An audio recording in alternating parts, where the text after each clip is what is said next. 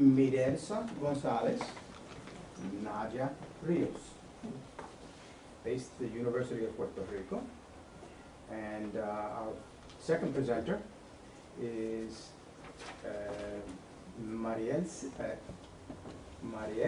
Mirelsi Velázquez, a doctoral candidate at the University of Illinois, Urbana-Champaign.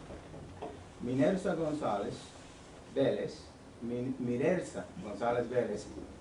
teaching and research interests focus on the cultural and social role of communication and media outlets in the production and representation of imagined communities. She is especially interested in the cultural and critical aspects of Spanish media discourse. González Vélez holds a PhD in mass communication and journalism from the University of Iowa, and an MA in communication and a BA in journalism from the University of Puerto Rico. At the present time, she teaches conceptual and hands-on courses in communication, such as communication theory, intercultural communication, organizational communication, and public speaking. Nadia Rios Villarini received her PhD and MA in linguistic anthropology from UT Austin, University of Texas, Austin. She graduated from the University of Puerto Rico at Rio Piedras, from the College of Liberal Arts. Currently, she is an assistant professor in the English department en Estudios Generales en la Universidad de Puerto Rico. Her academic interest is oriented to issues of language and power, language attitudes, and language planning in Puerto Rico and the Caribbean. She offers courses and graduate seminars at the Linguistic Graduate Program and the Department of Sociology and Anthropology at the University of Puerto Rico. Their topic is Oral Histories of Bilingual Education Teachers from the Puerto Rican Diaspora in, of all places, Santa Cruz, St. Croix. That will be interesting. And I recall that proposal being one of our diaspora grants submissions a while back. Mirelsi Velázquez is a doctoral candidate in the Department of Educational Policy Studies at the University of Illinois at Urbana-Champaign. Ms. Velázquez received her MA from the University of Illinois, completing her thesis on a history of Puerto Rican migration to Chicago from the 1940s to the 1960s. She is currently completing her dissertation entitled Brincamos el Charco y Ahora Qué, Historicizing Puerto Rican Education in Chicago, 1967 to 1977. And that dissertation examined how schools became a site for community members, in particular women. This is still a work in progress. She's completing her dissertation. In particular women, to respond to the social milieu which this growing community found themselves contending with. Ms. Velázquez serves as a teaching assistant for the Latino Studies program at the University of Illinois. So, we go to our first presentation. All right. Well, first of all, I just want to say that I'm very excited to be here, but mostly I am very thankful for the support that we receive from the Centro. And this is one paper that is divided in two parts. The first part, it's Competing Discourses, Identity, Race, and Language. And the second part is the ambiguity of language use as a marker of identity. And I just passed the quotes that we will be sharing with you. They are in Spanish. We wrote the paper in English, so hopefully we're gonna use our two languages. You can present in cualquier also, so It's up to you. yeah, it's up to you. All right. This paper presents and analyzes oral histories of bilingual education teachers from the Puerto Rican diaspora in St. Croix, and how these articulate multicultural tensions that mediate teachers' work inside and outside their classroom. An in-depth reading of the stories that these teachers have shared with the researchers provides a starting point from which to approach particular discourses within the bilingual education program in St. Croix, with the purpose of discussing issues of language and identity in a multicultural setting. A close analysis of these discourses unveiled two main instances of contention in the process of schooling that seems to emerge from the teacher's oral history when reading them as a one coherent story. The first instance has to do with St. Croix bilingual education program and its language policy as a symbolic marker which identifies Hispanic students. The second instance is related to attitudes towards Spanish language maintenance and English language acquisition in relation to discourses of race and ethnicity. In a way, these two instances of contention collide when the ideologies that lie beneath get performed in schools.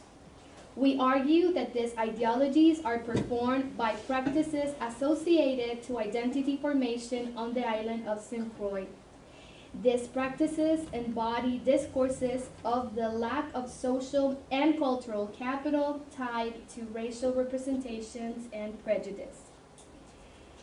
The methodology that we use. Oral histories provide a unique opportunity to address in between the line ideological discourses. New approaches to history are discovering in oral accounts a novel understanding of how human subjects interpret their own social reality. In the process of the interview, the interviewer and the interviewee share their understanding to unveil and describe how ordinary people experience, negotiate, and articulate their lives. The researchers consider the collection of these histories as highly important since they provide oral accounts of the tensions that the language policies and the language ideologies articulate for the Puerto Ricans who see St. Croix as home. Each one of these stories represents a particular view of Puerto Rican migrants who, instead of migrating to the north, decided to migrate to the Anglo-Black Caribbean. Also, the St. Croix School District has been recruiting Puerto Rican teachers with the ability to deal with bilingual education. The researchers believe that it is valid to explore the ideologies that frame how these educators have experienced the multiple challenges that arise from the inner and outer interactions with members of the Puerto Rican community and other ethnic communities who claim the island as home. Previous scholarship about Puerto Ricans in St. Croix have focused on issues of parents' participation and teachers' perception in relation to the bilingual ed program. However, the exploration of how these teachers see themselves inside and outside the classroom should expose the ideological tensions that evolve from their attitudes toward language acquisition and language maintenance. Voy a hacer aquí una anécdota corta, ¿verdad? Que nos lleva a por qué empezamos a estudiar esto. Cuando hicimos nuestro primer viaje a Santa Cruz, estuvimos interactuando con profesores del programa bilingüe. Nos llamó la atención que siendo puertorriqueños o de descendientes de puertorriqueños, tuviesen algunas percepciones negativas en torno a la propia población a la que sirven. Por ahí empezó la exploración. Teachers' oral histories were collected during the 2007 and 2008 academic year. The researchers interviewed 12 teachers who had worked or are currently working with the bilingual education program that live or have lived in St. Croix. Otro paréntesis aquí. El programa de educación bilingüe está dividido en dos partes, Bilingual Ed and Foreign Language. Y en ambos programas se enseña español. One, it's more oriented towards Hispanics, and the other one, the second, it's oriented towards Crucians that want to learn Spanish. So that's the difference.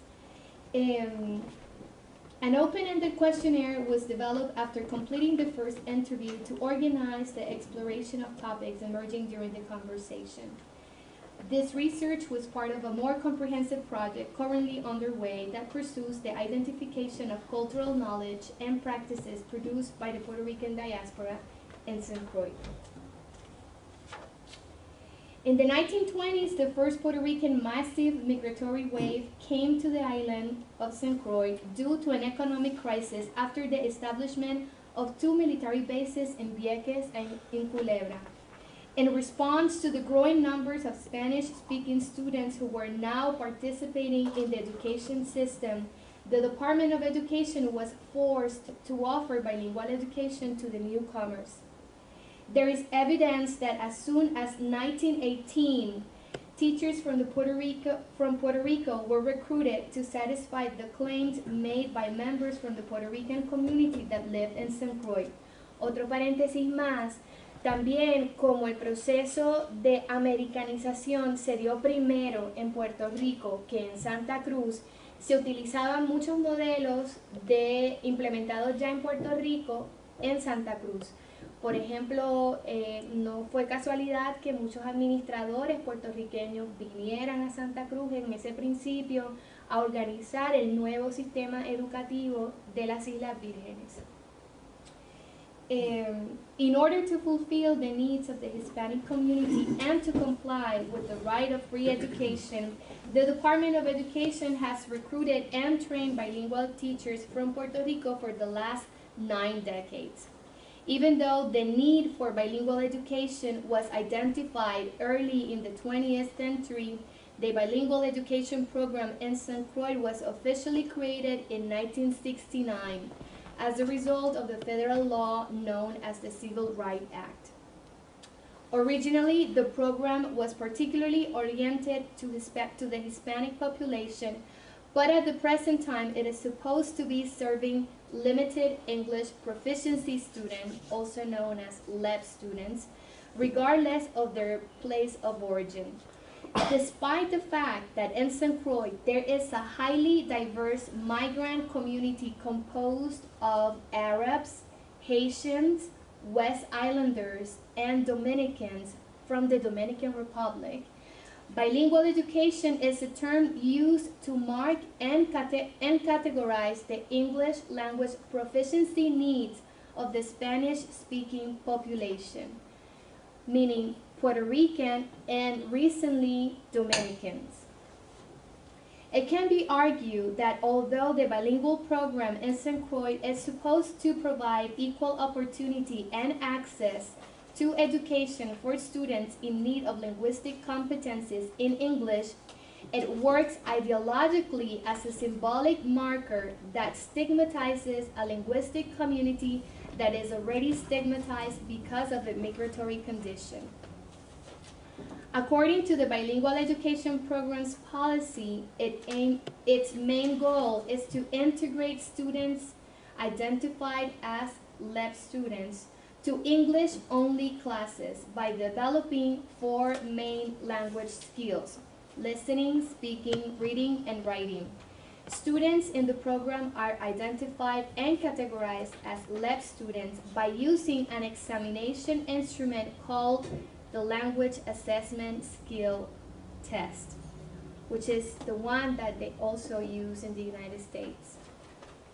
This exam determines the level of proficiency in the new language and the school grade that matches those language skills. Puerto Rican students who are examined usually demonstrate low proficiency on the test, mainly because they receive English as a subject of instruction in Puerto Rico. To resolve this situation, St. Croix school administrators place LEP students in lower grades to compensate their English deficiency. O sea, que los ponen a veces un grado más bajo o 2 grados más bajos, dependiendo de cómo salgan en el examen. El examen es en inglés. Using a discursive analysis of the teachers' oral histories, the researchers have observed that this policy operates ideologically. The majority of the teachers interviewed, and even school personnel and parents who the researchers spoke to, Do not make a distinction between students who lack English language proficiency and their cognitive development. This results in a generalized ideology among teachers and parents that bilingual education equals special education. For example, and I'm going to read quote number 1. La maestra número 1 dice, cuando vienen las pruebas del departamento, yo soy la linker, la facilitadora. Yo les sirvo de guía para identificar a los nenes que necesitan los servicios del programa bilingüe. Pero los niños llegan con muchos rezagos y los ponemos en otro nivel. Y les coge más tiempo en lo que ellos llegan al nivel que se supone por la edad.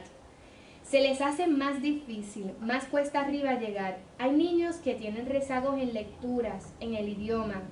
Toma tiempo en lo que tú captas el otro idioma y lo internas en tu vocabulario. Pues tú sabes, se te hace difícil, pero en algunos casos te das cuenta que son niños de educación especial. Porque hemos visto un patrón. Este patrón se repite en la familia. Uno lo ve en sus hermanos, sus primos, en toda la familia. Maestra número 2. Están, tú sabes, las excepciones a la regla. Pero en su mayoría se quedan en la escuela superior y hasta antes. Se quedan como que no progresan, no siguen estudiando. Yo no puedo decirte esto de manera científica, pero yo te puedo hablar de la población que yo atiendo. Yo tengo estudiantes que son profesionales, pero la mayoría están criando niños por ahí.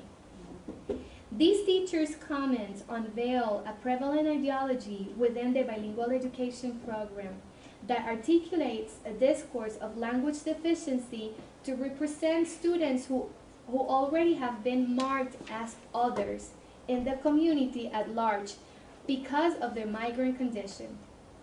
In St. Croix's educational system, Spanish becomes a symbol of migration and as a consequence an identifier for exclusion. This exclusion relates to what Bonnie Ursholi states in her book, Exposing Prejudice, and I'm quoting, languages, dialects, and accents are constructs that classify people as to race, nationality, ethnicity, and kinship, end of quote.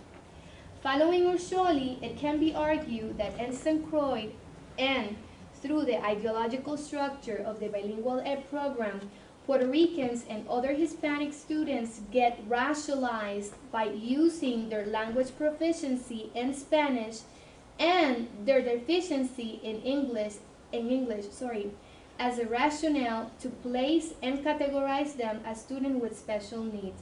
O sea que por ningún lado no pueden ganar, ¿verdad? Teachers and administrative personnel assume and reproduce this ideology, perpetuating inequality and exclusion. In the following quote, the teacher is talking about the new procedure implemented to identify and train students under the No Child Left Behind regulation. And I'm using quote number 3. La escuela tiene ahora una tarjeta de evaluación.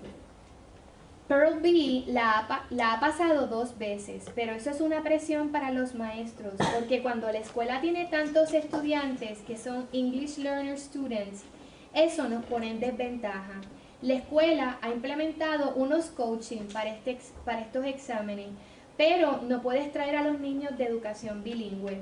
El año pasado traté de acomodar a una de las nenas y me dijeron, ella no puede, porque es para los niños que dominan el inglés.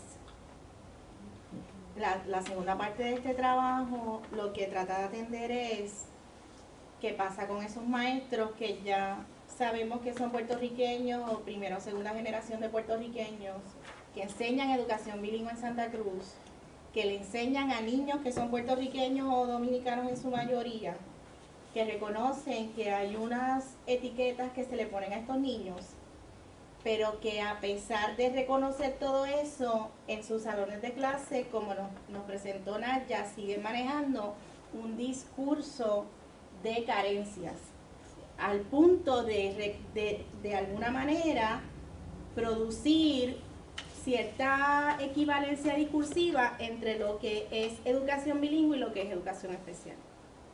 Entonces nosotras quisimos ver a estos maestros que manejan estas prácticas, qué pensaban ellos sobre su propio manejo del español y el inglés.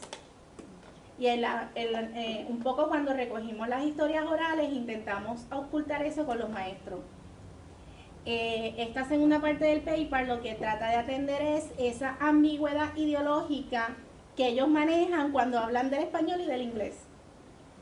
Yo lo que voy a hacer es que voy a mencionar someramente algunas cosas porque sé que estamos cortos de tiempo. Dos puntos bien particulares que tratamos de atender en esta segunda parte. Número uno. Toma tu 10, 15 minutos. Sí, tiene tiempo. Número uno, que estos maestros en su actividad diaria, everyday practices, ellos identifican el español como un marcador de identidad puertorriqueña. Y es un marcador que ellos no negocian. Mientras mejor hables el español, más puertorriqueño eres. Así que hay unos, there are gradients, ¿verdad? Y un poco ahorita voy a compartir con ustedes algunas quotes de las entrevistas. Número 2, como hay gradientes de uso de español, también hay gradientes de uso de inglés. Así que se maneja mucho el code switching. And even though they will not allow their kids in their classrooms to use code switching, they recognize that they use code switching, you know, for everything. Entonces, algunos de los quotes que voy a leer también están relacionados con eso. Y número 3, que ellos también reconocen que el inglés y el inglés que ellos manejan, que no es el Standard English, que es un Creole, que ese inglés les permite a ellos interactuar con los otros grupos sociales y los otros grupos étnicos con los que tienen que manejarse día a día en Santa Cruz. Santa Cruz es una isla pequeña, pero es la mayor de las 3 islas de las Islas Vírgenes, que componen las Islas Vírgenes. Y el espacio, el territorio, el terreno implica que hay de alguna manera unos espacios geográficos que se identifican con puertorriqueños. ¿Qué población tiene Santa Cruz? Santa Cruz ahora mismo tiene, Casi me lo sé. Tiene aproximadamente 100.000 habitantes y de esos 100.000 habitantes, el 7.9% se declaró en el último censo como puertorriqueño. Sin embargo, para la década de 1940, el 25% de la población era puertorriqueña y para el 1980, el 19% de la población se declaró puertorriqueña. Claro, hay que ver cómo esas segundas y terceras generaciones se están identificando con otras categorías, como digamos, por ejemplo, Puerto Crucian o Crucian Rican, y cómo esas categorías que no existen en el censo, ¿verdad?, no aparecen, pues no se registran, ¿no? Exactamente. Y la comunidad puertorriqueña, en el 1917, cuando las Islas Vírgenes se venden, los daneses las venden a los americanos como hicieron en Puerto Rico, establecieron una ley de que solamente los trabajadores con ciudadanía podían aceptarse dentro de las islas. Así que muchos Eastern Islanders, ¿verdad?, o West Islanders, o Down Islanders, que es uno de los conceptos que ellos utilizan, tuvieron que salir o se quedaron indocumentados. Y entonces los americanos trajeron viequenses, culebrenses y puertorriqueños del este de Puerto Rico a trabajar entonces en las haciendas cañeras, que era la necesidad mayor, ¿verdad? Bueno, the ideological reading of these other histories has also unveiled that in most of the cases, teachers' attitudes towards language maintenance and language acquisition are anchored to normalizing those courses of ethnicity, particular to their own diasporic experiences in St. Croix. These two elements resonate dialectically in teachers' stories. Particularly interesting is that teachers ideologically recognize Spanish as a language they use to articulate their ethnic identity. As an example, y esta es una de las citas. Entonces, pero fíjate hasta lo que hice, que hasta la graduación, para el programita de graduación, yo me acuerdo que los nenes entonces hicieron el baile de ambos a dos y el de la cucarachita Martina. y otras cosas en español que yo mezclé ahí. Los padres estaban tan contentos porque imagínate, ellos nunca habían tenido eso de escuchar su idioma en algo formal. Teachers recognize their usage of both languages inside and outside their classrooms as a way to achieve competent communication. But some teachers see this practice of switching as an ideological marker too. In fact, when teachers were asked about how often they engage in code switching practices, they not only answered that it was a common linguistic behavior, but that it was also a prevalent behavior among Puerto Ricans in St. Croix. Leo la segunda cita. Esa es una pregunta difícil porque eso depende con quién estoy hablando. Si la persona habla español, yo le voy a hablar en español. Si sabe los dos idiomas, yo le voy a hablar en español. Pero uno tiene que hablar inglés aquí porque entiendes. Otra maestra. Yo tengo una mala costumbre que se me ha pegado de la gente de aquí. Podríamos decir una mala costumbre de que cuando tú estás hablando mucho el idioma inglés y a veces tiendes a cambiar de un idioma a otro, se te hace más fácil tirarle en inglés y seguir caminando. A veces, predicando me pasa lo mismo, que me estoy dirigiendo a un público y como yo sé que son bilingües, cuando voy a usar una palabra que no me viene, pues ¡pam!, la tiro en inglés y sigo en español. Y la gente me entiende perfectamente. Both teachers recognize the practicality of switching as it helps in adapting to a communicative moment. And even though one of the teachers addressed switching as a negative behavior, she also recognized that it allows her to achieve competent communication and to facilitate her interactions with other members of her ethnic community. This assertion also expresses contradictions in terms of the attitude the teacher has about her usage of English and Spanish, indistinctly as mala costumbre.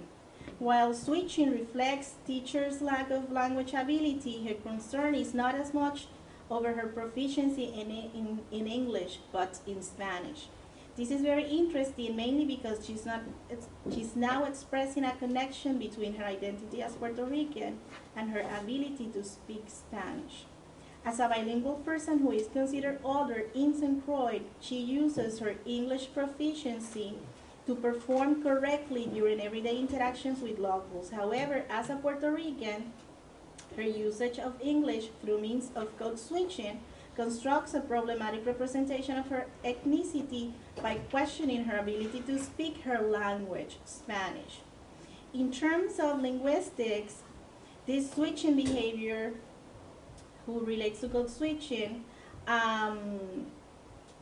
sometimes is not seen as correct, but in terms of communication studies, it helps to achieve some sort of practical need during a communication act. Urcholi has argued that in the case of New Yorkers, code switching relates to their development as a speech community and how they could negotiate relations of meaning and identity with the host group. It might be possible that this idea can be applied for Puerto Ricans in St. Croix. However, some teachers express that the correctness of this switching when used in classrooms is or was questioned by means of schooling normalizing practices. Ideologically, to accept code switching as an ethnic marker represents the group's inability to become normalized. The teacher's role then is to articulate the use of switching in such a way that students could become normalized by developing English proficiency. Leo otra cita. Pues déjame decirte que yo empecé ayudándolos en español porque la mayoría de ellos no entendían lo que estaba pasando. Y un día me llegó la principal. A las 3 maestras de primer grado nos llevó a la oficina para decirnos que a los headquarters, a las oficinas centrales, les habían llegado noticias de que había maestras hablando en español en la clase. Y la única que hablaba español era yo. La otra era una americana y la otra era de aquí. Y yo le dije a la principal, hay ocasiones en que yo noto que los nenes están perdidos y que necesitan que se les hable español para ellos entender lo que está pasando. Y parece que de ahí partió la necesidad de que había que hacer algo. Y empezaron entonces, como a los 3 años de yo estar aquí, empezaron a bregar con la situación. This idea is also articulated en otro comentario de otra de las maestras. ¿Y qué más? Bueno, es que se hacen tantas cosas. Tengo también que sacarlos aparte para algunas veces enseñarles algo en español, porque no puedo estar hablando toda la clase en español. porque la mayoría es en inglés. Y si doy una lección, entonces pues saco aparte, le enseño la lección y minimizo, I minimize el trabajo, que a mí me pareció bien chévere, que ellas me hablaban en español, en inglés y algunas, ¿verdad? Minimizo, entonces me aclaraban.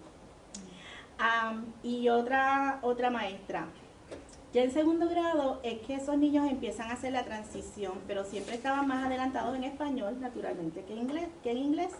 Pero estaban bien adelantados porque yo me acuerdo que en mi segundo grado yo tenía un leoncito. Entonces, para yo poder hacer eso, yo tenía lo que le llamaba un English Learner. Entonces, cuando ese leoncito yo lo sacaba, era el tiempo de inglés como segundo idioma. Los niños no podían hablar español porque el leoncito se creía que estaban hablando de él y lloraba. Y entonces una nena vino y me dijo, Miss Anés, María is talking Spanish and English and the English lion is crying. Yo siempre me acuerdo de eso. Tú sabes que uno se las tenía que inventar. Again, these ideological constructions are in constant tension. Dialectically speaking, the development of English proficiency collides ideologically with rhetoricalness in St. Croix. These also express anxieties in terms of losing one's identity. Yo creo que los padres, para ser aceptados, se creen que con negar el idioma y negar parte de la herencia puertorriqueña, pues como que tienden a hablar el idioma inglés nada más o a nivel emocional, no promover la cultura de la familia. Y entonces eso es lo que está generando que la juventud no aprecie tanto la cultura puertorriqueña. Un poco este quote lo que intenta es representar esa contradicción, porque ellas entienden que su labor dentro del salón de clase es llevar a estos niños de una corriente bilingüe a una corriente regular en inglés. Pero a la misma vez cuestionan que los papás en las casas de alguna manera no quieren poner a los nenes en educación bilingüe y los quieren llevar directamente a los salones en inglés, y ella dice, pero es que les tienen que mantener en español. Pero entonces, ¿cuál es el estándar que estamos utilizando? Bueno, en conclusión, en este paper nosotras hemos estado tratando de explorar las tensiones ideológicas que se dan a través o que se presentan a través de las historias orales de estas maestras y estos maestros en Santa Cruz. Identificamos en estas historias orales, número 1, ese discurso de carencias o the discourse of lackness, ¿verdad? Que un poco equipara lo que es educación bilingüe con educación especial. Número 2, identificamos también en estas historias orales que los maestros y las maestras de alguna manera reconocen que hay una construcción de identidad que se da a partir del uso del español y del uso del inglés. Y que en el caso del uso del español es una práctica que valida el que tú reclames una identidad puertorriqueña. Pero a la misma vez entendemos que en estas historias orales también se recoge un poco la ambivalencia y las contradicciones de cuándo y cómo voy a utilizar el español y cuándo y cómo voy a utilizar el inglés. Y que en el caso del inglés hay un fin práctico que tiene que ver más con una competencia comunicativa. Entonces, un poco nosotras queremos seguir explorando cómo se da eso en el salón de clase, ¿verdad? Cómo ellas y ellos de alguna manera lo manejan en el salón de clase, todas estas contradicciones. Y en estos momentos estamos en el diseño de un segundo momento de la investigación en el que vamos a desarrollar grupos focales con estos maestros. Ya tenemos el permiso de los administradores del programa de educación bilingüe, que han estado interesados en nuestro trabajo, más que nada porque con el asunto del No Child Left Behind, pues estos niños no salen bien en las pruebas estandarizadas. Entonces la muestra, ¿verdad?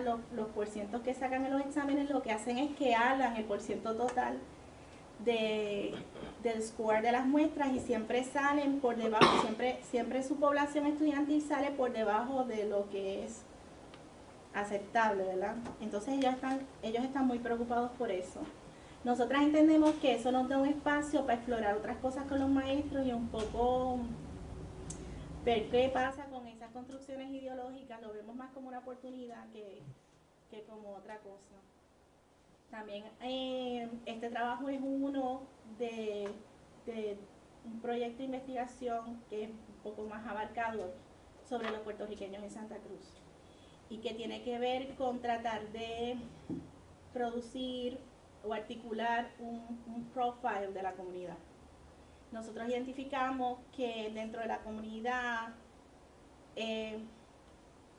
la educación bilingüe como programa, como ente que trajo puertorriqueños a la isla, en la memoria de esta comunidad es una cosa importante y por eso quisimos explorar las historias orales. Pero a la misma vez queremos seguir trabajando en otros aspectos relacionados y gracias al apoyo del centro y del Research Grant que se nos dio, pudimos montar una página web que en donde estamos de alguna manera presentando para el uso de toda la comunidad, porque es de acceso gratuito, los diferentes elementos que componen este proyecto, ¿verdad? Y entonces presentamos una descripción del proyecto, fotos de Santa Cruz que se pueden utilizar en salones de clase, cualquier persona las puede accesar. También desarrollamos una unidad temática que atiende el aspecto de la migración y el aspecto de la historia de los puertorriqueños en Santa Cruz. Y esa unidad temática se la presentamos en un seminario para maestros en Puerto Rico, maestros de español, inglés y estudios sociales. Y ese proyecto contó con el apoyo económico de la Fundación Puertorriqueña para las Humanidades. Montamos un CD-ROM, parte de la información que está en este webpage también aparece ahí, en ese CD-ROM, y esa unidad temática queremos entonces explorarla con los maestros en Santa Cruz, a ver cómo nos va allá. Y eso es lo que está bajo en ese seminario pudimos invitar a algunos profesores de la Universidad de las Islas Vírgenes para que vinieran a Puerto Rico y algunos activistas que en algún momento estuvieron más conectados con la academia, como por ejemplo el Robert Rabin, porque él también tuvo un proyecto con Santa Cruz. Entonces el concepto, el eje temático de esta unidad es el concepto de competencia comunicativa, porque creemos que a partir de ese concepto podemos enfrentarnos a la riqueza cultural de Santa Cruz, ¿verdad? Entendiendo que parte de la competencia comunicativa que tienen que desarrollar esos estudiantes es reconocer en qué contexto se habla inglés, español, se alterna el código y en qué momento también se utiliza la lengua criolla de base léxica inglesa. Entonces, reconociendo que todas esas lenguas son importantes y que convergen en un espacio, podemos entonces realmente movernos de un discurso de la deficiencia o de la carencia a un discurso más de fondos de conocimiento, de riqueza, de aportación. Así que más que nada por ahí es que va nuestro proyecto. Este es un trabajo en progreso, va a seguir desarrollándose, pero ¿Podemos volver? Sí. Lo que quería decir era que el inicio de todo esto se dio gracias a la aportación del centro y lo queremos reconocer y por eso queremos agradecer que nos hayan permitido venir acá. Gracias. We'll make sure the back part goes to the clip. And anyway, Andy, are we going to take questions now? Or No, we're going to go to the center. And now we go to Mirenzi. We could have kept on. I was more in the Spanish-speaking counselors and teachers. School administrators quickly dismissed their grievances, claiming outside agitators encouraged their student activism, citing the influence of Puerto Rican and Black nationalist groups in the city for the students' unrest. To officials, the civil unrest had nothing to do with human relations in the school, but instead an attempt by these students to, quote, gain control of the school, end quote.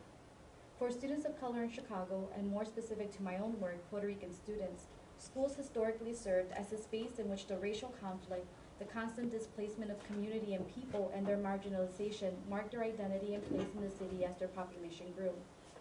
The Me Nobody Knows was a book published in the late 1960s chronicling the literary voices of African American and Puerto Rican school children, actually out of New York, that more often than not found themselves silenced as they learned to maneuver not only their way through inadequate schools and school systems, but as they attempted to make meaning of their own lives.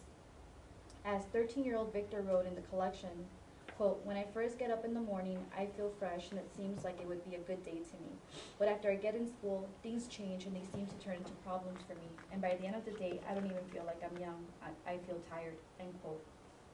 For Puerto Rican children as well as other students of color, schools were not necessarily a place for solace and nurturing, but instead reminded them of the ways in which their own sense of self and their opportunities were often negated by limited resources in racial politics.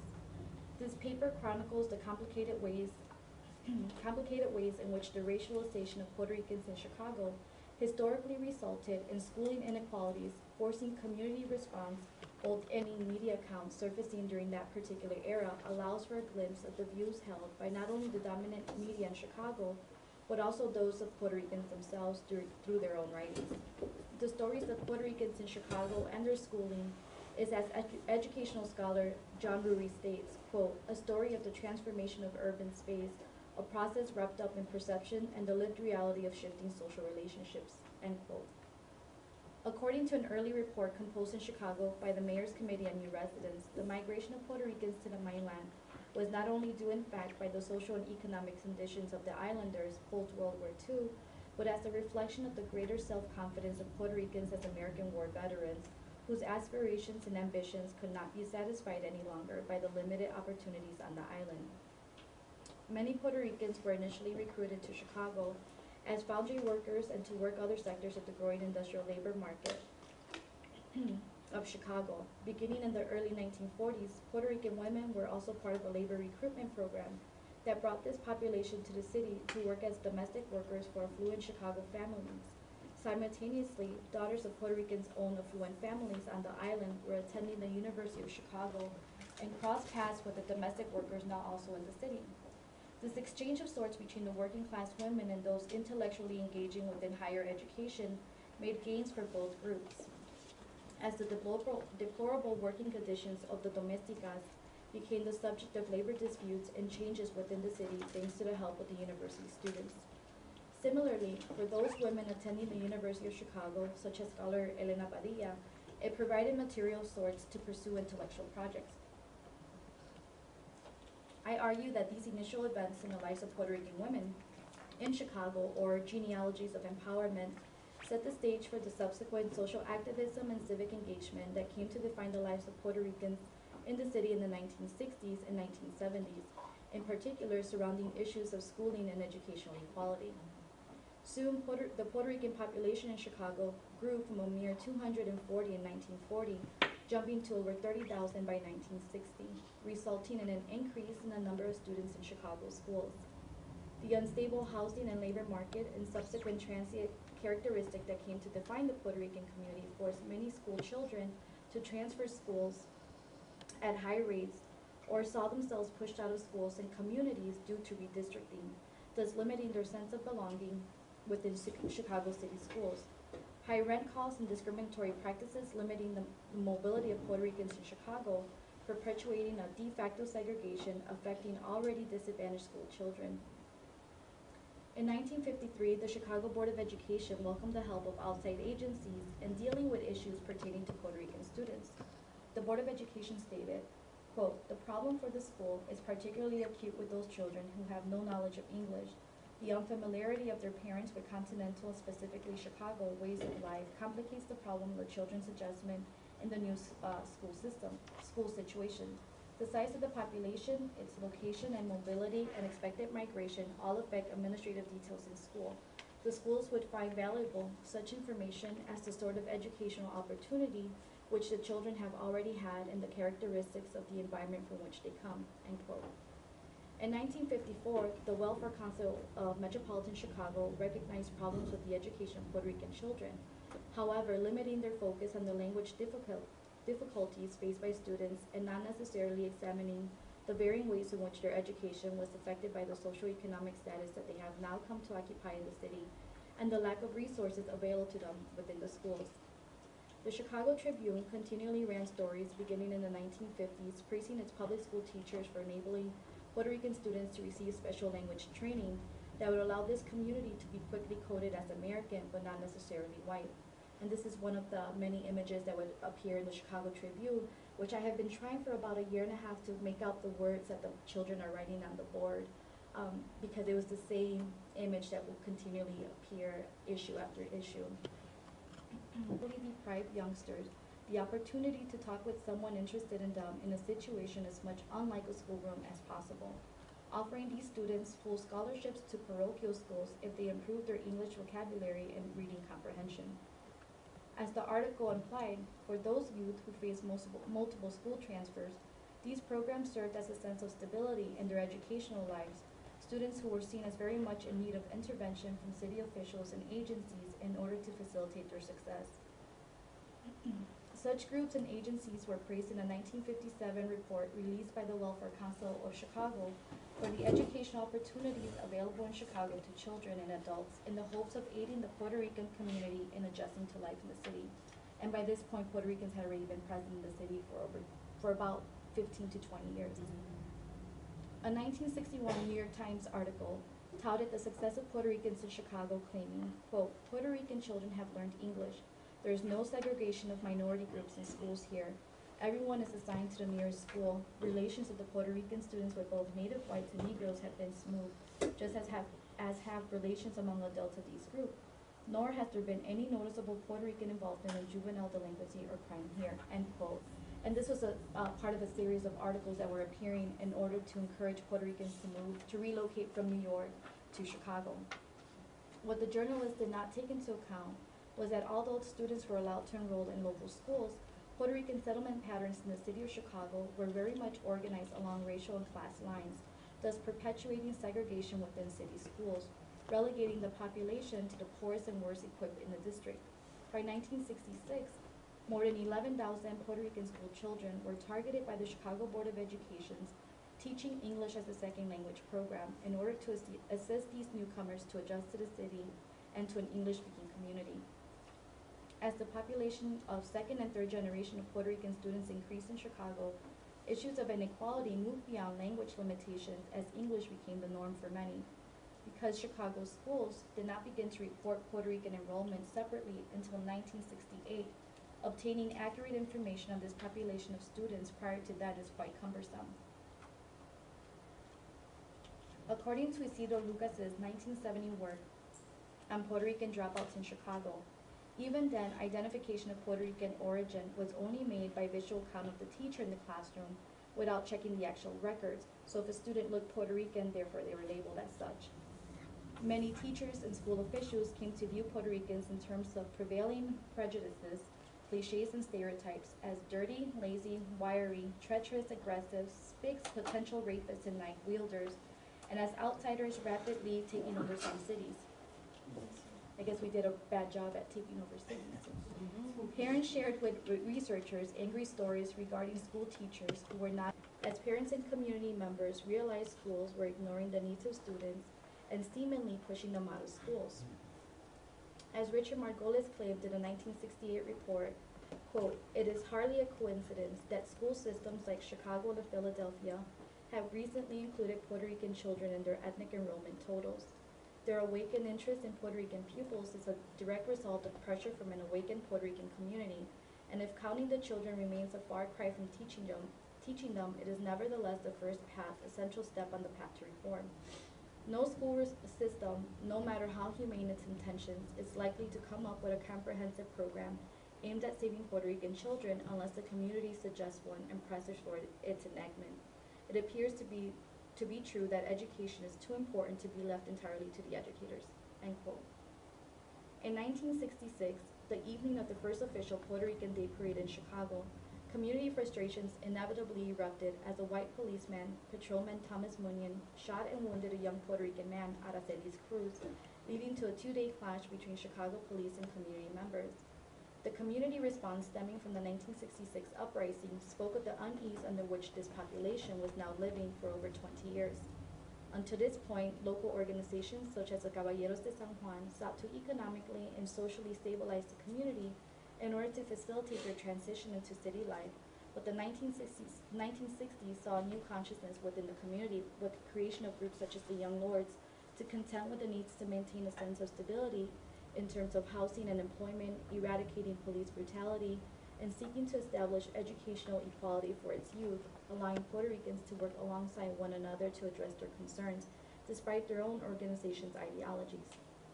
Schools, I argue, became a site for these very collaborative relationships to develop, as education was linked to the victimization of Puerto Rican youth as their numbers grew.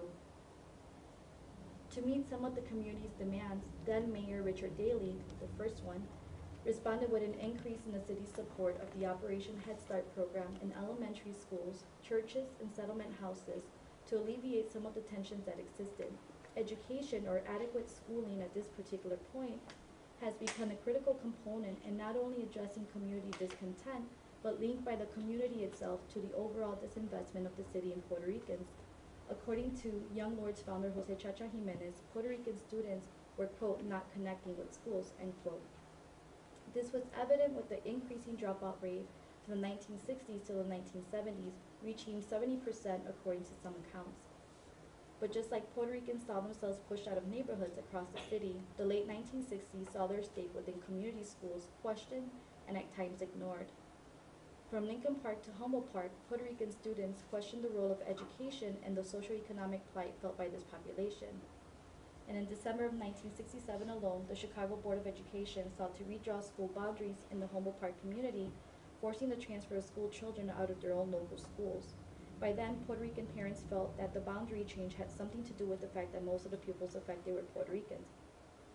This redistricting would create a majority Puerto Rican school when their population of students had already grown to over 25,000 within Chicago's public schools, and the overall population of Puerto Ricans in the city nearing 80,000 by 1970. With Puerto Rican and African American students in Chicago contending with constant displacement from communities and schools, in addition to the negative racial attitude towards them at the hands of teachers and school administrators, it is easy to understand their rise in activism during the late 1960s and the early 1970s. One such school principal publicly proclaimed in 1966, quote, "You can't trust these students. You can't trust the Negroes and Puerto Ricans. You have to treat them rough," end quote. And again, that was the school principal making this comment. Just as the rest of the country faced an era of civil unrest and racial conflict, Chicago and its schools were afflicted with similar turmoil. Students at various Chicago high schools, such as Harrison and Bowen high schools in the city's south side, as well as Thule, Wells, and Lakeview high schools in the city's north side, organized school walkouts and boycotts, demanding an incorporation of culturally relevant material in the curriculum, an increase in the hiring of faculty of color and school administrators, among other demands. On one day in 1968, over 28,000 students boycotted 38 Chicago schools, along with several hundred teachers refraining from classes in support of the students. Speaking of the students' demand, then Chicago Teachers Union President John Desmond stated, quote, "These decisions should not be made by principals or district superintendents under the pressure of student disorders or community upheavals," end quote. Students continued their struggle to gain school reform within Chicago schools throughout the next several years, with groups such as the Latin Student Coalition leading hundreds in walkouts across the city, helping form coalitions across racial and ethnic groups, including Mexican, African American, and Chicago actually has one of the oldest and largest Native American community in the country. These students aimed to protest the over 60% dropout rate within the Latino community at the time, as well as their claims that they are victims of a lack of concern by the Board of Education. Since the late 1960s, Thule High School in Chicago's near northwest side saw an influx in the number of Puerto Rican students as more families relocated to the Humboldt Park community or were pushed to the Humboldt Park community. Tensions began to grow almost immediately as parents became dissatisfied with the treatment of their own children and the lack of sensitivity towards Puerto Rican students at the hands of the school's principal and its administration. The group, the Coalition for Thule, which consisted of parents, teachers, students, and various community organizations, organized a school boycott in the fall of 1971, seeking to oust the school's chief, Dr. Herbert Fink.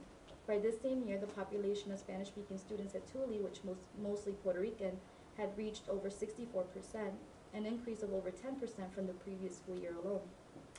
Similarly, when the city announced the building of a new high school to replace the then aging Tule High School, serving a large Puerto Rican community, local residents organized to have the school named initially after a former Puerto Rican governor, but after the death of baseball legend and humanitarian Roberto Clemente, residents sought to honor his life, and the community would name the school after him. And this actually began a whole series of letters to the editor in Chicago papers against the naming of Roberto Clemente High School by the white residents who just saw something else that Puerto Ricans were complaining about during that time. Unfortunately, although the city was willing to build a school for the community, it chose the middle of Humboldt Park, the actual park itself where the Puerto Rican Festival is held annually, for the school's new location. As residents demanded, Escuela sí, pero en el parque no, citing that by losing the park for the building of the new high school, the community will lose one of the only outlets they have to escape the burden that came from inadequate congested housing and enjoy free and safe recreational activities. A coalition of over 20 community organizations, including Los Caballeros de San Juan, worked together to fight the building of the school y cuantos enemigos tenga la comunidad. Problems at Tule persisted for the next several years as students and community members continued to seek the removal of the school's principal, and in the winter of 1973, a boycott led by Tule councilor Carmen Valentin resulted in a 3-hour battle with Chicago police, leaving 6 officers injured and 16 arrests. The subsequent removal of Principal Fink was met with mixed feelings as some students questioned whether his departure would eradicate the long-standing social ills present within the community. As one 17-year-old student put it, quote, "So Fink's gone, we still have all our problems. He was just one little one that made all the big ones bigger. So he's gone, I say, so what?" End quote. Those same problems were evident as racial tensions at the high school escalated a year later as violent outbreaks erupted between Puerto Rican and African American students, leaving 2 students dead and several others injured. And what was happening was that the city of Chicago was redistricting their boundaries, forcing a lot of African American families into the Puerto Rican community without finding a way to help these 2 communities learn to deal with one another. It is important to also recognize how Puerto Rican women in particular engaged in community activism and organizing to address the ways their children were being underserved or at times ignored by Chicago schools. Schools, I argue, became a vehicle for these women to begin to critically engage in the development of their communities in ways denied to them before along gender lines, delegating them to the domestic sphere, whether as wives or as domestic workers for Chicago families, and now as community leaders and school teachers and administrators. Community member Mirta Ramirez sought to facilitate the educational change for Puerto Rican youth with the founding of Aspira Incorporated of Illinois,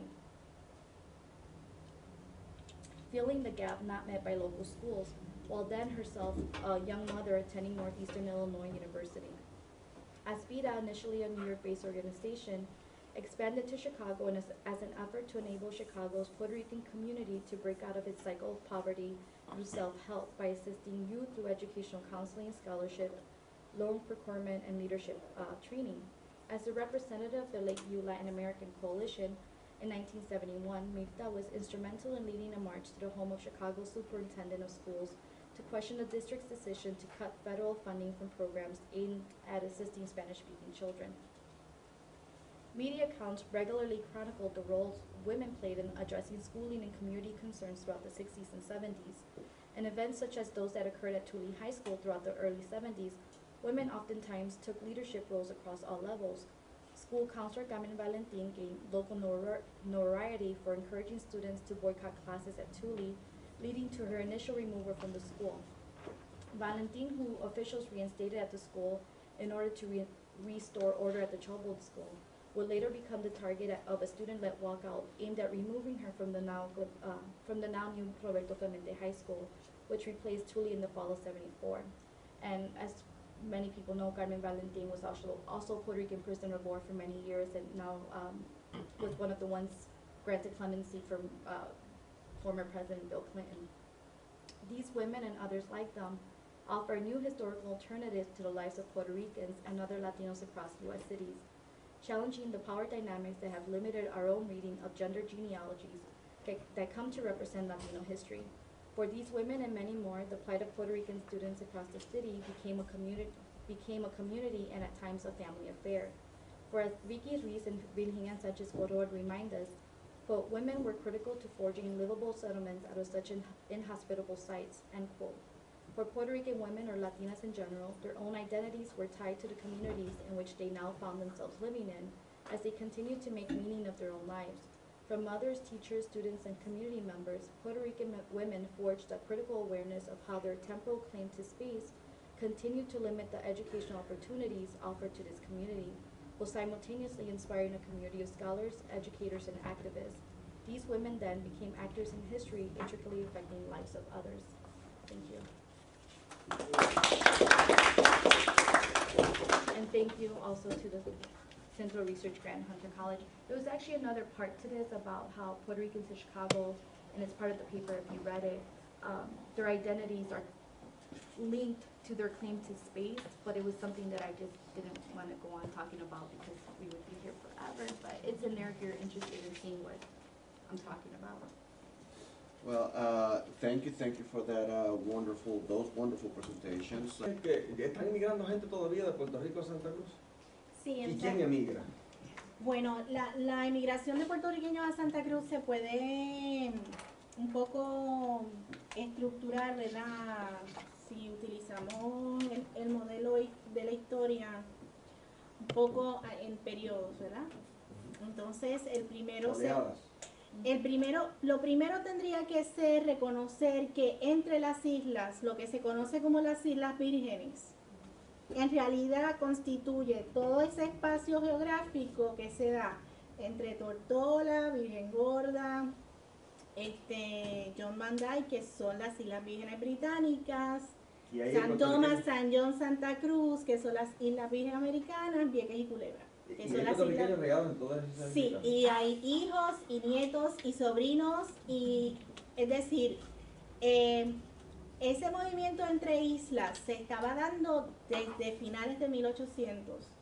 Y en el Conde de Mirasol, en Vieques, hay registros de fichas bautismales, registros de entradas y salidas a través de las diferentes aduanas, tanto en Vieques, ¿verdad? Y Culebra, como en Santa Cruz y San Tomás. Así que ese movimiento entre islas se estaba dando ya desde antes de que los americanos tomaran Puerto Rico y luego compraran las Islas Vírgenes. Por eso es que, por ejemplo, hay apellidos en Vieques como Leguillú, O Peterson, o O'Neill. Robert Rabin tiene un trabajo que pronto va a salir publicado, es inédito, sobre ese movimiento migratorio. El título del trabajo es Los Tortoleños y va a salir publicado bajo una pequeña compilación que estamos organizando gracias al auspicio de la Fundación Puertorriqueña de las Humanidades. Así que para abundar en eso... Entonces ese movimiento ya se estaba dando entre islas. En el 17, como dije anteriormente, cuando los americanos compran las Islas Vírgenes danesas, ¿verdad? Y se convierten en las Islas Vírgenes americanas, se constituye territorio. Los isleños, los islanders, pensaron que, como los puertorriqueños también lo pensaron, que los americanos le iban a dar participación en la creación de gobiernos locales, lo que no pasó. Se constituyó un gobierno naval, ¿verdad?, con Marines que fueron a las Islas Vírgenes desde el sur de los Estados Unidos. Se empezaron a generar muchas tensiones raciales. Muchos Virgin Islanders vinieron acá, se establecieron en Harlem. Las islas se empezaron a quedar sin población hábil para trabajar. La ley se estableció de que no podían trabajar extranjeros, así que lo más indicado para traer trabajadores a las centrales cañeras fue moverlos de Vieques y de Culebra, entonces a Santa Cruz. Pero hoy en día, ¿quién emigra? Entonces sí, luego esa gente se estableció, siguieron llevando familias, entre los 40 y los 50 se da todo un movimiento bien planificado para despoblar Vieques, que la Manila tomara completamente Vieques y mover a todas esas familias puertorriqueñas a Santa Cruz. Así que muchas familias se movieron a Santa Cruz de todas maneras. Y luego, entre los 60 y los 70, con un nuevo boom industrial, lo de las petroquímicas, todo ese montaje, también se movieron muchos profesionales puertorriqueños a Santa Cruz, porque ya tenían lazos familiares. También con el cierre de la Corco en Peñuela, van muchas personas a trabajar en la GES Oil. Claro, son personas que ya están entrenadas, que no necesitan darle entrenamiento, que conocen la industria, ¿verdad? Luego ya más para los 80, 90, llegan estas grandes empresas, digamos tiendas como Kmart, Sears, Los bancos. Banco, está el Scotiabank, está el Banco First Popular, First Bank. Entonces traen ahora a profesionales de Puerto Rico para que entrenen a las personas locales. Claro, estos son personas, por ejemplo, en la GES Oil tienen sus casas dentro de la misma compañía, así que no interactúan con la comunidad. Otros, por ejemplo, viajan de lunes a viernes y regresan de los fines de semana a Puerto Rico, ¿verdad?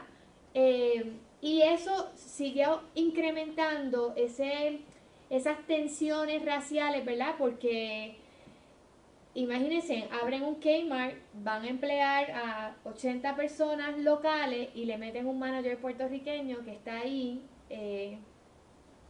Pues sin mucho manejo del inglés, con poco manejo del entendimiento cultural de lo que son las islas, dando instrucciones y enseñándole a los locales cómo hacer las cosas supuestamente bien. Y no hay integración. Esos grupos que van, que se llaman, ¿verdad?, los sojourners, los que viajan más que nada para trabajar como trabajadores, esa gente, ese grupo de personas no se insertan en la comunidad. Y entonces ese es otro problema, porque los puertorriqueños en Santa Cruz, como comunidad diaspórica, los que se han constituido en comunidad diaspórica, que llevan generaciones ahí, no manejan tanto el español como manejan el creol. Entonces los puertorriqueños que vienen de Puerto Rico, ¿verdad?, de la isla, identifican a los otros por una carencia del español. Y esa tensión también se está dando. Así que este es un espacio completamente multicultural, porque a la misma vez están llegando islanders de otras islas, de manejo de inglés creol con base anglosajón, que es constante, continuo. Bueno, y no hemos mencionado, por ejemplo, que también en Santa Cruz hay otras lenguas criollas de base léxica francesas también, ¿verdad? Por ejemplo, como mencioné, gente de Haití, pero gente de Martinica, gente de Guadalupe, gente de Santa Lucía. De la época de los daneses, ¿queda algo lingüístico allí? Queda la memoria y una historia un poco bien celebratoria de un espacio en donde se compartía y en términos raciales no había tanta diferencia y tanta dificultad de convivencia. Eso se maneja un poco a nivel de la memoria.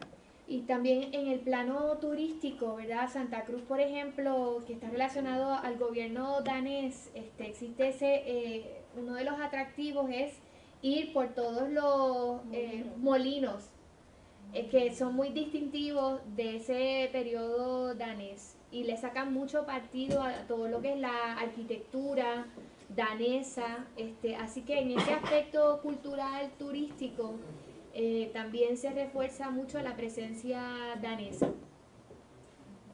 Una pregunta, ¿ustedes tienen o hay escritos sobre esta historia de los puertorriqueños en las islas?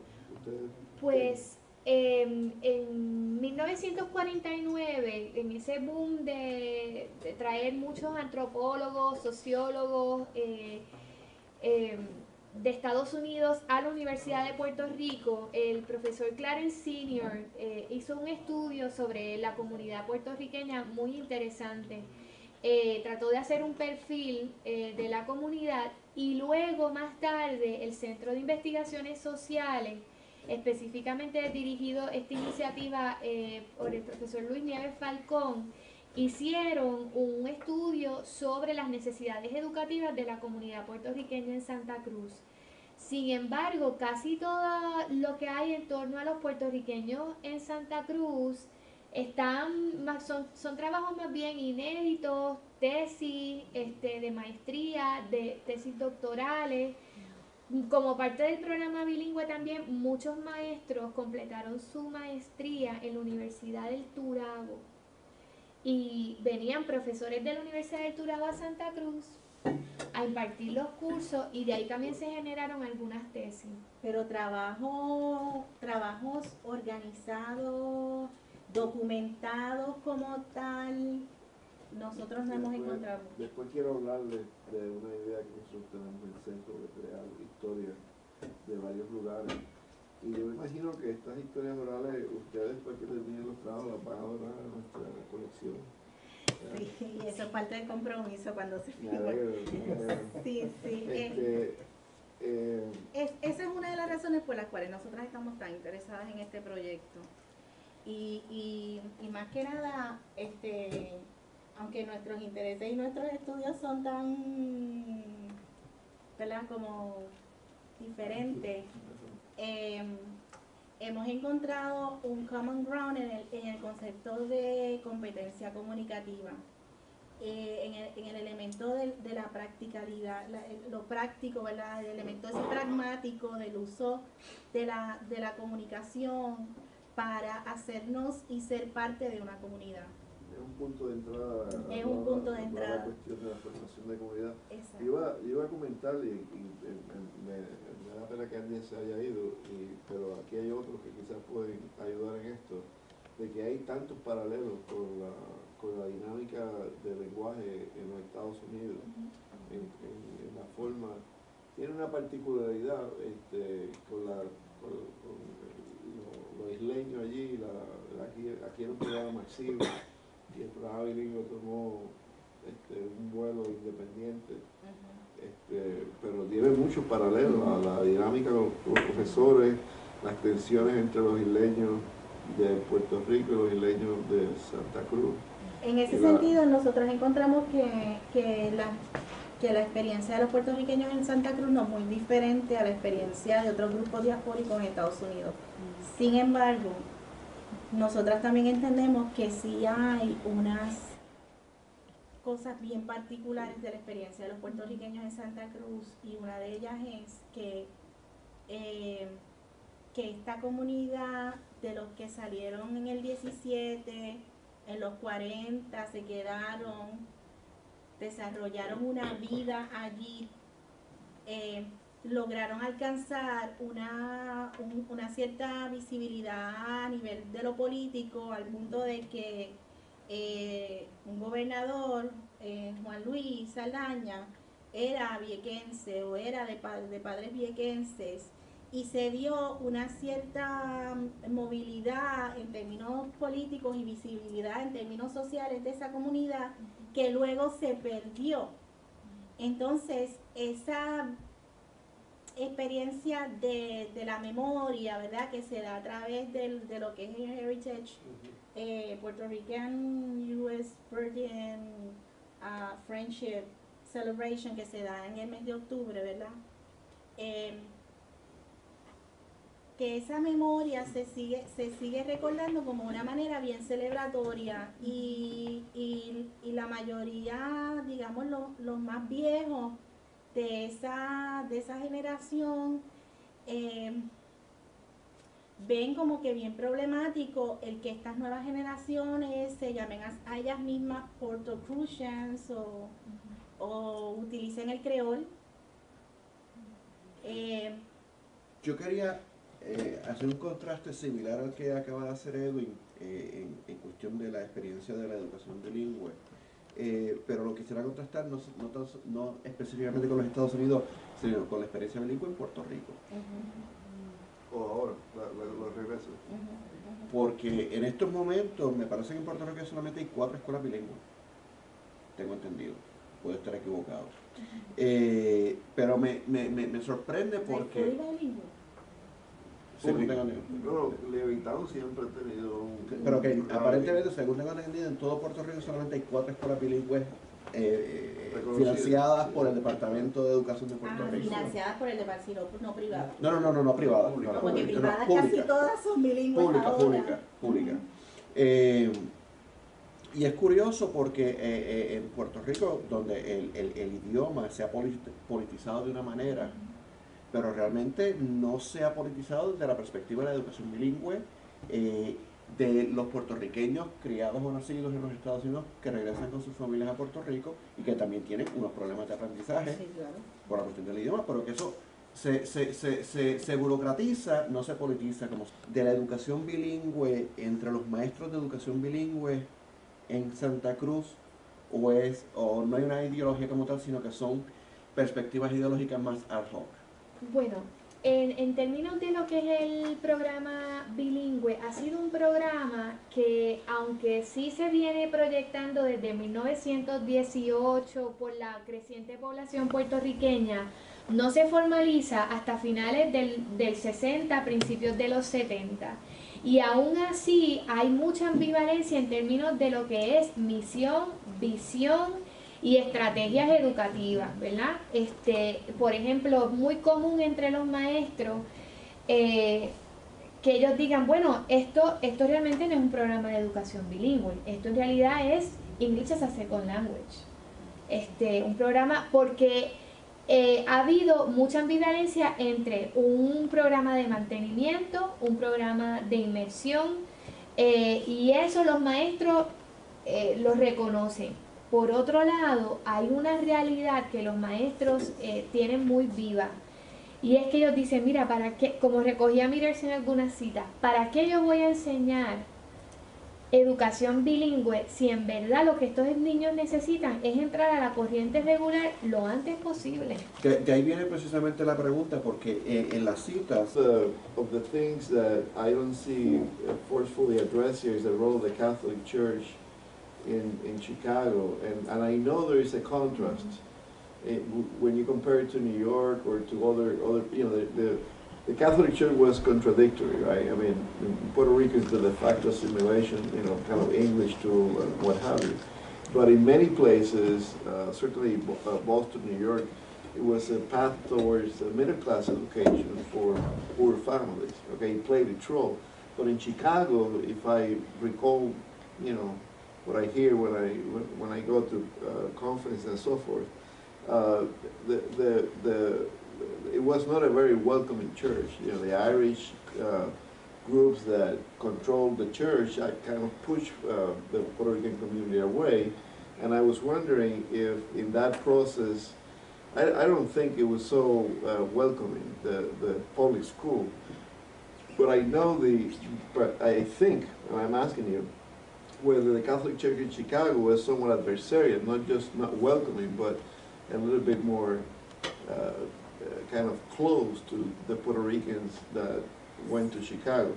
And I don't know if you consider that, if it's part of what you're trying to tell. You can expand on that. It is, actually, I'm finishing the archival work from the Catholic archives. It's a little harder to get into their archives for some reason. So we need to talk about that too, because our librarian is very interested in doing that connection too. So. Yeah, I mean, it's interesting because I'm not sure how it played out in different cities like you mentioned, Right. but in Chicago for Puerto Ricans, the Catholic Church wasn't the place that they thought it was going to be. Right. You know, of course, their services were removed from the church, either the school gym or the basement. It was really hard for students to maneuver their way within Catholic schools. It's interesting because I do an oral history project of Chacha Jimenez, and the stories that he would tell me of him as a student in the Catholic Church were just horrendous, where he wasn't even, him and other students weren't even invited to socialize within the Catholic church. But the thing is, there was a shift in it. If you belong to certain social groups in Chicago, Puerto Rican groups like Los Caballeros de San Juan and other groups, then you were accepted. You know, the first actual Puerto Rican parade in Chicago was actually put together by the church in Los Caballeros de San Juan. The Puerto Rican Queen, you know, the pageant is something that came out of the church. So it depended what class status you had within the city, how the Catholic Church was going to view you and accept you within their doors, whether you were able to maneuver your way, if you were a business owner, Someone like Claudio Flores, who started the newspaper Puerto Riqueño, which actually I do a whole section in my dissertation on, because no one's actually touched on how important that is to Puerto Rican Chicago, that newspaper itself. You know, these were groups that were able to maneuver the church because of the socioeconomic status that they occupied. But for the regular family that was recruited as labor workers, the church was not a welcoming place for them. And that's why you see a lot of storefront churches in Chicago, Pentecostal churches, and you see that rise in Chicago because the Catholic Church was not the same space that they envisioned it was going to be for them. I have a question related to that. When I was working on my dissertation that I put related to La Raza, one of the things that was clear in La Raza coverage of the Latino community was that the Puerto Ricans were at the bottom of the social hierarchy. There were Cubans, Mexicans, and then Puerto Ricans. And I wonder, In whose perception? in La Raza perception, In in the the Mexican- newspaper, exactly. And the newspaper was then first founded by a Puerto Rican, but then it was owned by a Mexican, and then later on in the 80s, it was owned by someone from Paraguay, something like that.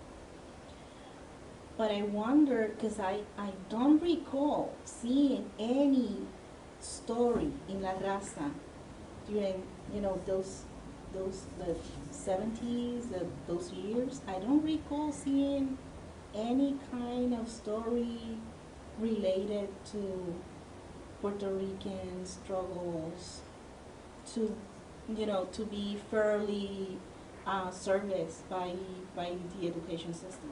Which would make sense because that's when El Puerto Riqueño emerged in Chicago, was during that time period. And also the Rican, the Journal of Contemporary Thought was founded during that time. And what I look at too is that they were creating new spaces, media spaces, literary spaces in order for Puerto Ricans to be able to envision themselves in, because they were removed from certain media spaces. And it's interesting because the Chicago Defender, which is a paper that has historically served the African American community and as a space where you do see their struggles played out. There was actually an advice column, and I should have included it in it, where a family was writing, complaining about their Puerto Rican neighbors being so loud that their children were disrespectful. This is from like 1971.